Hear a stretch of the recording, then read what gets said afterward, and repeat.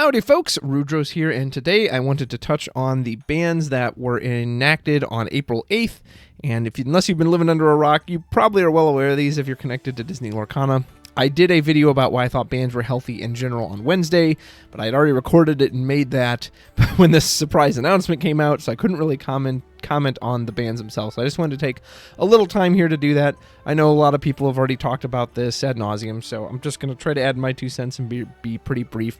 I'm going to put a link in this description and for this article if for some reason you haven't heard about it or read it, but you can read it for yourself. I will go over a few things they said. So essentially they have banned Flaversham as well as Fortisphere. They banned them effective immediately, so they took place of that day. I will say up front, I do think that's a little strange that it was so quick. Like, I think you could have given players at least a week. Say, okay, 1 week from today on the 15th, now these are banned.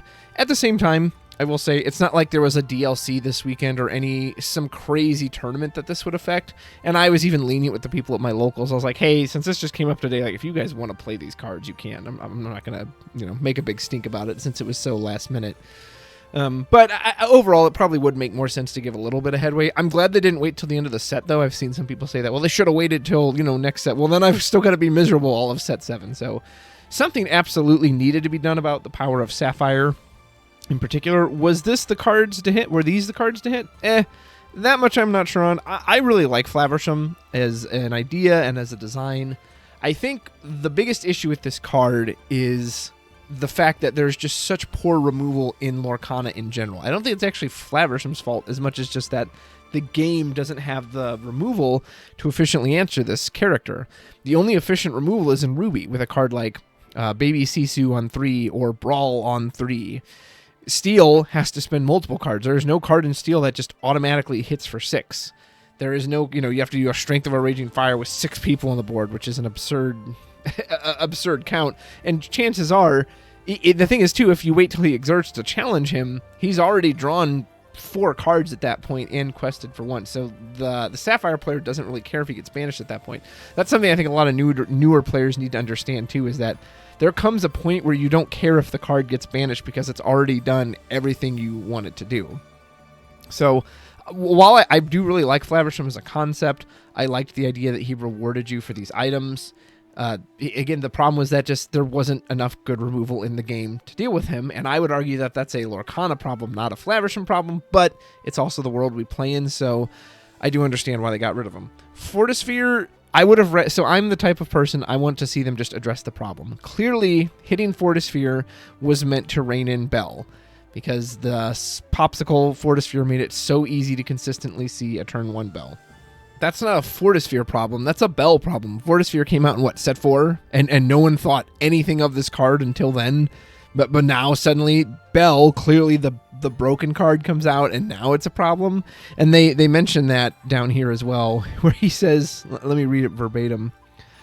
Let's see. Our primary goal at Disney is to create a fun, engaging experience for all players. After some version feedback, blah, blah, blah. It became clear Toymaker and Fortisphere were consistently leading to gameplay scenarios that were not conducive to this goal, which is fun and engaging. I'll have a comment on that later. Specifically, the inability for opposing players to interact with Flaversham Toymaker felt less enjoyable than we want in a game of Lorcana, which is what I just talked about. Again, I think that's an issue that you have not given us, Ravensburger, enough good removal to answer a card like Flaversham. How does Amber answer a card like Flaversham? Or Purple, even? Other than just bouncing it, which isn't really much of a solution. Same with Green. Yeah, you can bounce it. Okay, they'll just play it again and again, get the entry effect to draw 2 cards. Like, it technically works, but that's not very effective. And having to wait till, again, that he exerts or quests, also not very effective. So this will keep happening. This is not just a Flaversham issue. This will keep happening as long as removal is as sparse as it is in the game. Nonetheless, items such as Fortisphere that Hiram's ability banished before opponents could interact with the combo gained a large advantage that was virtually unstoppable. I could say the same about a lot of cards. Fortisphere was banned because we feel it placed too much emphasis on players using items in Steel, which is not aligned with the Ink's core strengths. I find that very strange because they have released items in Steel in every single set. 2 in set 7, 3 in set 6 actually, 1, 2, 3 in set 5, 1, 2, 3 in set 4, 1, 2, 3 in set 3, 2 in set 2, and 4 in set 1. So how can you say items are not Steel's identity? You've released a ton of items in Steel. As a matter of fact, you've released items in every single color. Now, I understand that Sapphire has a lot of cards that specifically, when you banish this item, yada, yada, yada, but so does Steel. Steel has cards like Benja and Rise of the Titans that affect items. So I just find that completely wrong that, no, Steel has also always been about items. You just didn't like that you had this insane Bell, but again, Bell is the problem. That wasn't Fortisphere's fault. The one thing I will say on Fortisphere, however, is that every other instance of draw in Steel, or at least almost nearly every other instance, is draw discard. So you have like the Simba, the Mulan, that say draw a card, discard one, or you needed this Beast Mirror. It could draw, but it had very specific conditions. So the fact that like Fortisphere should have been, when it enters, draw, discard. That would have kept in line with Steel's identity. So I don't know why this just randomly had pure draw, but yeah, I don't really like that reasoning. It's very clear Bell and Tamatoa and Scrooge even were the issues because they're all free cards. Yeah, you have a card that can put in Lucky Dime for free.